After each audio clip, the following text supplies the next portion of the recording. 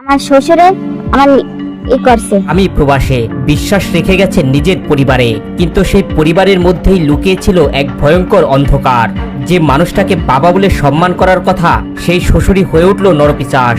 এই গৃহবধূর জীবনে ঘটে যায় এমন এক ঘটনা যা শুধু অপরাধ নয়, বরং মানবিকতার চরম পতন।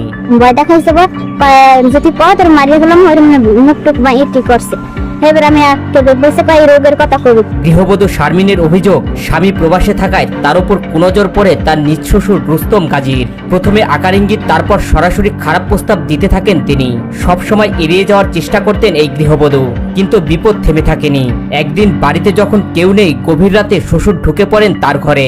সেই রাতেই তাকে জোরপূর্বক ধর্ষণ করে তার শ্বশুর। আমার করছে।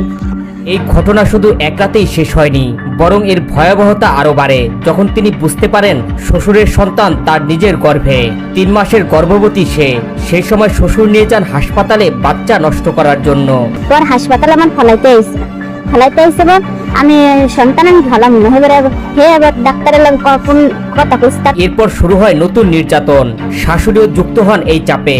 ঘটনা কাউকে না বলার জন্য হুমকি দিতে থাকে। বড় ধাক্কা এরপরেই আসে। শারমিনের অভিযোগ, সন্তান জন্মের পরপরই তাকে কিছু না জানিয়ে লিপি নামের এক নারীর মাধ্যমে তার সন্তানকে বিক্রি করে দেয়া হয়। নিজের সন্তান নিজের চোখের সামনে থেকেও হারিয়ে যায়। গজালিয়ে বাড়ি এসে হ্যাঁ নাম লাভলি আসার শাশুড়ি। এবার দেখছি হেরা গেছি আমার নন্দে আবার আমার বাচ্চা দেখছি কোলে লইছে। কোলে লইয়া তারপর বাচ্চাটা লইয়া হেরা নাই করছে। এরপর আর চুপ থাকেননি শারমিন। গলাচিপা থানায় মামলা দায়ের করেন। মামলা হওয়ার পরপরই পুলিশ আটক করে অভিযুক্ত শ্বশুর রুস্তম গাজীকে।